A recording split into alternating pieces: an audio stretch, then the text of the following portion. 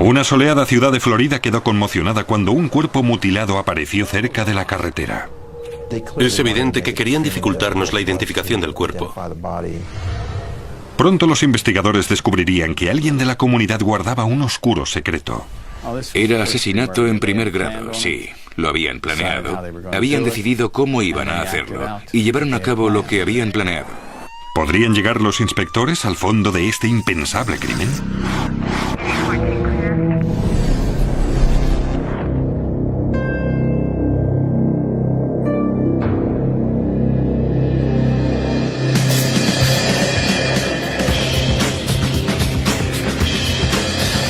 Crímenes imperfectos, Estados Unidos. West Palm Beach, Florida. Gente de todas partes del mundo viene aquí a disfrutar del sol. Es un crisol. Aquí reside gente de distintas nacionalidades. Tenemos la playa. Es un lugar maravilloso. Pero un verano no hace mucho, esta soleada playa se oscureció con un asesinato. Cuando se cerró el caso, una familia se vería destrozada, y no una vez, sino dos. 911, ¿qué ocurre? El misterio comenzó cuando una telefonista del 911 recibió una llamada del sur de la ciudad de un hombre conmocionado. ¿Puede decirme qué ocurre? Un topógrafo estaba trabajando en una zona específica y creía que había encontrado un cuerpo o los restos de un cuerpo. En ese momento lo denunció a la oficina del sheriff del condado de Palm Beach y acudió una patrulla. Recibido. Respondemos al 97 ahora. El caso se asignó a los sargentos William Springer y Johnny Slaughter. Hemos recibido una llamada. Según parece, un topógrafo ha encontrado en el bosque lo que él cree es un cuerpo. Estaba oculto entre unos árboles, a cierta distancia de la carretera. El topógrafo no lo cubrió con eso, ¿verdad? No, estaba así. Estaba así, muy bien. Si ese topógrafo no se hubiera encontrado en esa zona trabajando, seguramente hubiéramos tardado mucho más en encontrarlo. En Florida, debido al calor, la descomposición empieza al día siguiente del fallecimiento. Ha hecho mucho calor toda la semana. Sí, ha hecho mucho calor. Parecía que el cuerpo llevaba cierto tiempo allí. El cuerpo había empezado a descomponerse. Había gran cantidad de gusanos. Las condiciones del cadáver hacían que fuera imposible identificar a la víctima o saber la causa de su muerte. Lo único que sabían con seguridad es que se trataba de una mujer. En ese momento no podíamos determinar nada. No podíamos identificarla debido a la descomposición. Y había un horripilante detalle que sorprendió incluso a los veteranos inspectores. La descomposición de la cara y el cuello. Sí, es muy raro. La mitad de la cara y el cuello parecía estar más descompuesta que el resto. Era posible que alguien le hubiera arrojado algún ácido, bien para destruir cualquier prueba, o bien para acelerar el proceso de descomposición.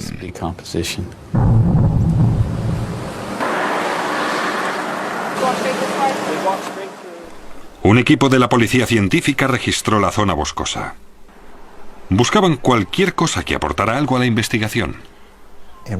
Encontramos un trozo de cable eléctrico que no encajaba allí.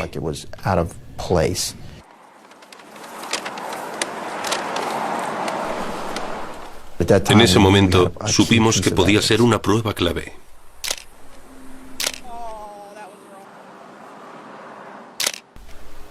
Pero algo que la víctima llevaba encima les daría a los investigadores su mejor pista para resolver el caso.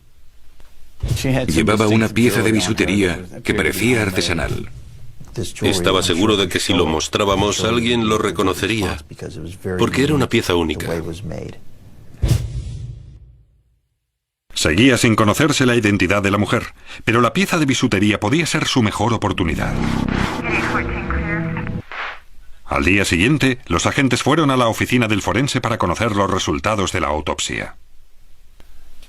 La autopsia es muy importante porque te proporciona la causa de la muerte y a veces la clase de arma utilizada.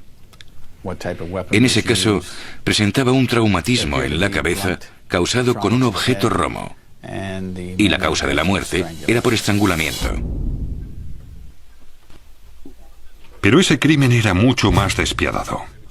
Las pruebas mostraron que la cabeza de la víctima había sido rociada con ácido clorhídrico, ácido que se utiliza industrialmente como limpiador. Literalmente parecía que alguien hubiera cogido un bidón de ácido clorhídrico y se lo echara por la cabeza. Es evidente que querían dificultar la identificación del cuerpo. Los agentes se preguntaban quién podría cometer un crimen tan atroz. ¿Qué clase de persona haría una cosa así? Hay que ser malvado para que se te ocurra algo así.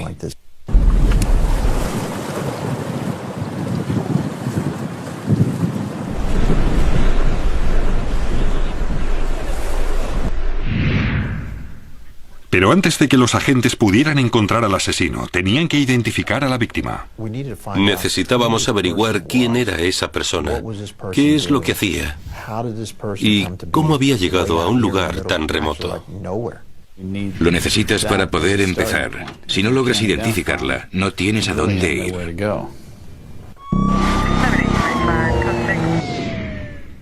Desesperados por tener respuestas, los investigadores acudieron a los medios. Le pidieron a las televisiones que emitieran fotos de la pieza de bisutería artesana encontrada en la escena del crimen. No tardaron mucho en recibir una llamada. Recibimos la llamada de una mujer que nos dijo que la pieza le resultaba extremadamente familiar. Yo tengo algunas similares. Las hacía una amiga mía y nos dio un nombre. Y ese nombre era Isabel Pedrosa.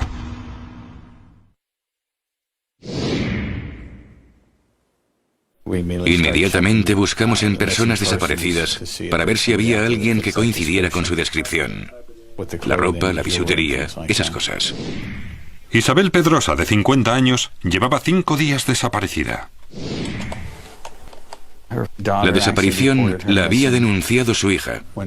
Cuando comparamos la ropa, la bisutería, supimos que era esa persona.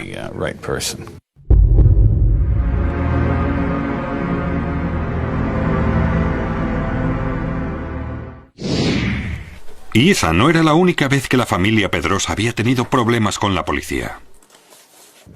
Isabel Pedrosa había acudido varias veces a la oficina del sheriff por violencia doméstica. Varias denuncias por violencia doméstica. Denuncias de incidentes relacionados con problemas domésticos. El marido de Pedrosa tenía antecedentes penales. Denuncias por conducir con el permiso retirado, conducir bajo los efectos del alcohol. Todo ello nos decía que había que investigar a esa persona. Los agentes se centraron en el marido de Isabel Pedrosa. ¿Por qué esa persona no denunció la desaparición de su esposa? ¿Qué estaba pasando? ¿Por qué lo había denunciado la hija y no el marido? ¿Era posible que Isabel Pedrosa hubiera sido asesinada por su marido? En West Palm Beach, Florida, los agentes habían encontrado el cuerpo mutilado de Isabel Pedrosa, de 50 años. Y sospechaban que su marido estuviera relacionado con su muerte. Cualquier marido, especialmente si tiene antecedentes por violencia doméstica, constituye un buen punto de partida. Es el que tiene más razones o probabilidades para matar a la víctima. Teníamos que encontrar al marido e interrogarle. La policía empezó a buscar al marido de Isabel Pedrosa, pero estaba más cerca de lo que imaginaban. Había sido detenido y se encontraba cumpliendo condena en la cárcel del condado de Palm Beach. El marido de Isabel Pedrosa estaba cumpliendo condena por violencia doméstica. Llevaba más de un mes en la cárcel. Tenía una gran coartada. Con el sospechoso más probable tachado de la lista, los inspectores debían ampliar la investigación. Una vez lo eliminamos, nos dijimos, este va a ser un caso muy difícil. Estamos como al principio.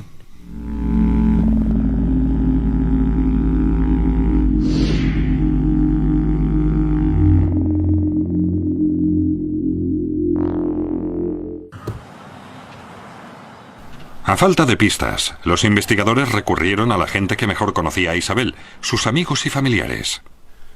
Ahora teníamos que profundizar más en su pasado. Investigamos el pasado de la víctima para ver qué clase de persona era. ¿Conocen al vecino que vive aquí? Sí. ¿Lo conocen bien? Es sorprendente lo que los vecinos pueden decirte. ¿Han tenido problemas aquí? Lo que los amigos pueden decirte sobre su relación, de cómo es dicha persona. Los agentes descubrieron que Isabel Pedrosa trabajaba en una óptica y además tenía su propio negocio preparando declaraciones de la renta. Era una persona muy querida en la comunidad. Parecía que solo había una persona con la que Isabel Pedrosa no se llevaba bien. Descubrimos que tenía problemas con su hija y el novio de esta. Los agentes llevaron a comisaría a Linda, la hija de Isabel, de 17 años. Gracias por haber venido y hablar conmigo. Linda admitió que su madre y ella no se llevaban bien. Tuvimos una gran discusión. Dijo que Isabel se había hartado de sus discusiones. Su madre había hecho el equipaje y se iba a vivir con su hijo en Texas. Linda se preguntaba si su madre se habría ido a otro sitio, a algún lugar que no quería que su hija supiera. La vi subir a un 4x4 negro. Nos dijo que había pasado un hombre y se habían ido juntos en un 4x4.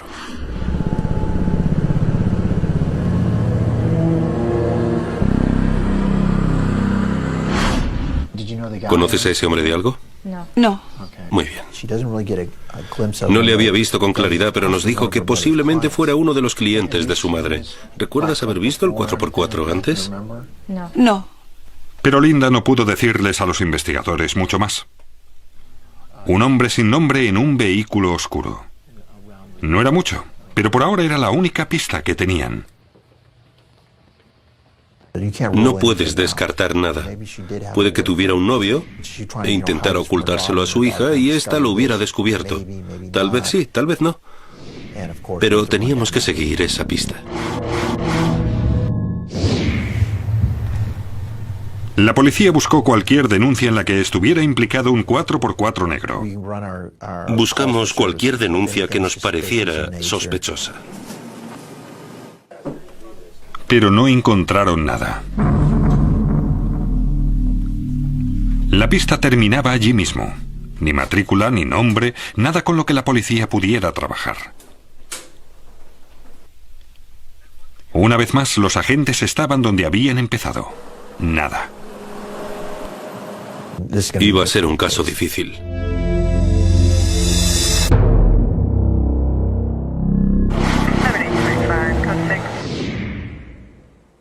Dos días después, uno de los agentes asignados al caso tuvo una idea. Si Isabel Pedrosa no se había ido a Texas en un 4x4 negro, puede que lo hiciera de otra forma. Lo último que supuestamente la víctima le había dicho a su hija fue que iba a ver a un pariente en Texas. En base a esa información llegué a la conclusión de que era posible que su coche se encontrara en un aeropuerto. Los investigadores comprobaron todas y cada una de las matrículas del aparcamiento del aeropuerto.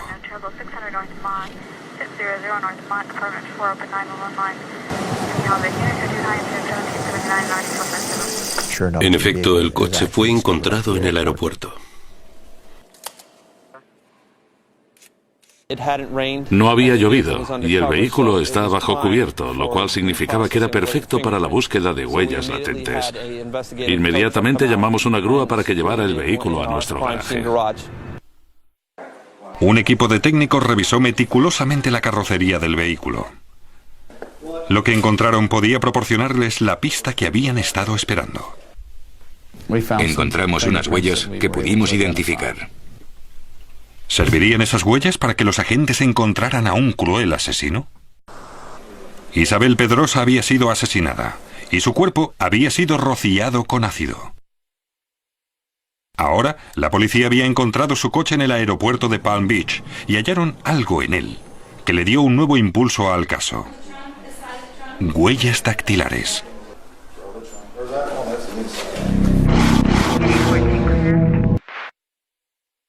El examen del coche les indicó a los investigadores que la víctima, de 1,62 m, no había conducido el coche hasta el aeropuerto. El asiento del conductor no coincidía con la estatura de la víctima. Lo habían movido hacia atrás y el respaldo estaba más inclinado, lo que nos indicaba que otra persona lo había conducido hasta el aeropuerto, donde lo había abandonado. Las huellas encontradas en el volante podían proporcionarles a los investigadores su gran oportunidad. Las identificamos como las de un hombre negro llamado General Thompson.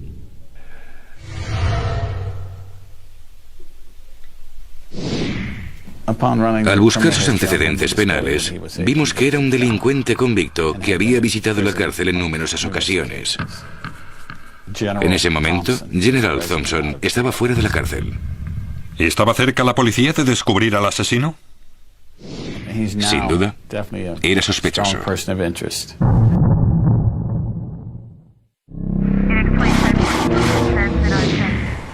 Los investigadores localizaron a Thompson. Hablamos con su agente de la condicional y este nos dijo que conocía bien a ese tipo. Le llamaré para avisarle que pasaréis a recogerle. Thompson aceptó ser interrogado por la policía. Se mostró dispuesto a colaborar. Quería hacer cualquier cosa para que le elimináramos como sospechoso. ¿Sabe por qué está aquí? Tiene algo que ver con el coche. Le dijimos, mire, encontramos sus huellas. ¿Ha oído hablar de este caso? Y entonces nos lo contó todo. Thompson sostenía que había estado enseñando a conducir a 2 de sus amigos. Antoine me pidió que le enseñara a conducir un coche con cambio de marchas. Nos dijo, sí, no sabía conducir coches con cambio de marchas y yo le enseñé. ¿Así que no sabía conducir? No sabía conducir. Cuando Thompson les dijo a los investigadores los nombres de sus 2 amigos, se llevaron una gran sorpresa. Nos dijo que su amigo era Antoine Wright, el novio de Linda Pedrosa. Linda Pedrosa y su novio, Antoine Wright. ¿Cabía la posibilidad de que la hija de Isabel estuviera implicada en el asesinato?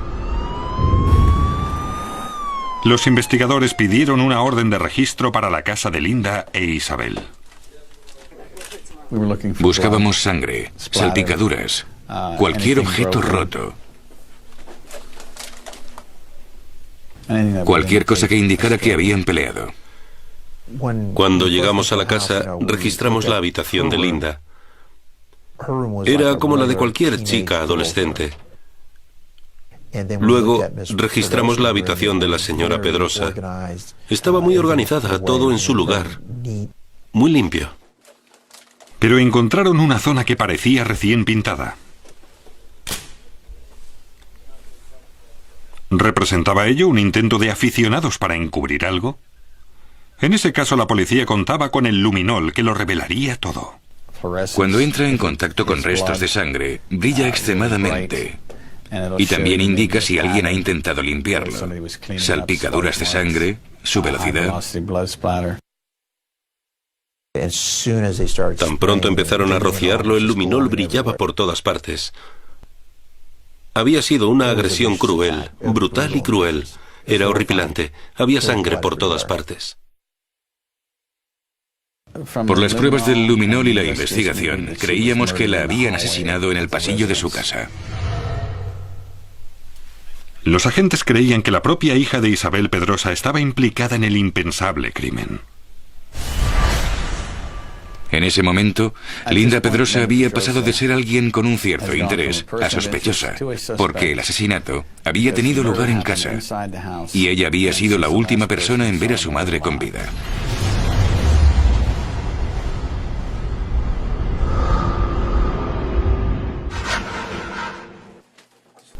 En la casa que la víctima, Isabel Pedrosa, compartía con su hija Linda, los agentes habían encontrado sangre de Isabel oculta burdamente bajo una capa de pintura.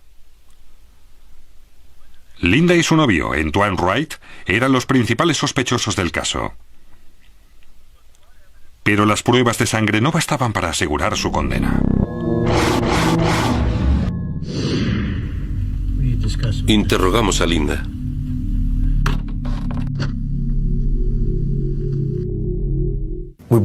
Sabíamos que era nuestra oportunidad, que hoy íbamos a conseguir la confesión.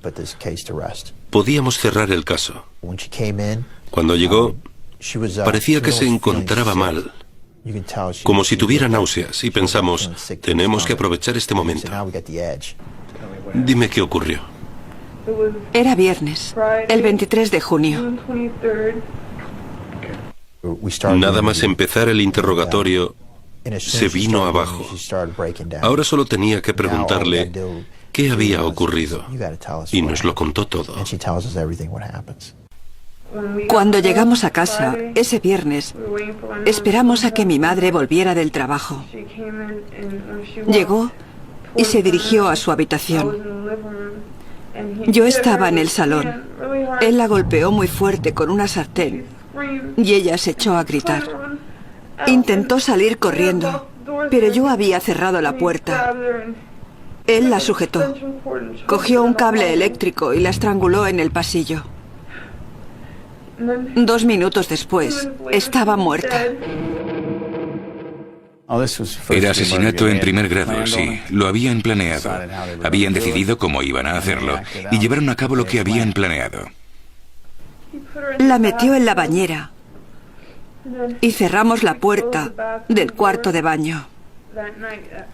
Esa noche, la noche del viernes, cuando volvimos a casa, vació el agua de la bañera y dejó abierta la puerta.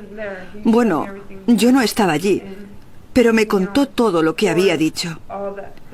Echó 4 botellas de ácido en la bañera, donde estaba ella, y dijo que el ácido la desintegraría. Mi reacción fue, ¿cómo pueden ser tan estúpidos? Sin duda creían que el ácido clorhídrico desintegraría el cuerpo y podrían echarlo por el desagüe. Pero no ocurrió así. Los dos llevaron el cuerpo al bosque donde fue encontrado. Dejamos el cuerpo allí. Cuando lo hicimos, sería la 1 de la mañana del sábado. Y allí fue donde Linda Pedrosa abandonó a su madre. ¿Por qué lo hiciste? ¿Por qué? Porque mi madre no nos dejaba estar juntos. ¿Por qué no? Porque es negro. Es muy difícil imaginar que una hija mate a su propia madre, especialmente cuando no iba a ganar nada, aparte del hecho de que no aprobara a su novio. Le amo de verdad. Juro que incluso ahora le amo, Johnny. Quiero de verdad a Antoine. Por eso lo hice. Pero era tu propia madre. Lo sé. No entiendo que puedas quererle tanto. Pero le amo.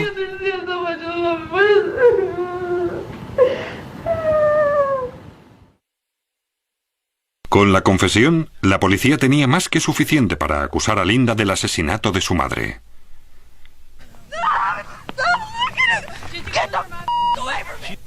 El amor de Linda por Antoine Wright le impidió testificar contra él. Pero ese amor no impidió que Wright testificara contra Linda Pedrosa. En el tribunal, Wright sostuvo que todo había sido idea de Linda. Antoine Wright llegó a un acuerdo y en la actualidad está cumpliendo una condena de 20 años. Linda Pedrosa fue condenada a 40 años por el asesinato de su propia madre. Fue un caso muy trágico y brutal. Ser asesinado en tu propia casa es algo terrible. Es muy satisfactorio resolver un caso así.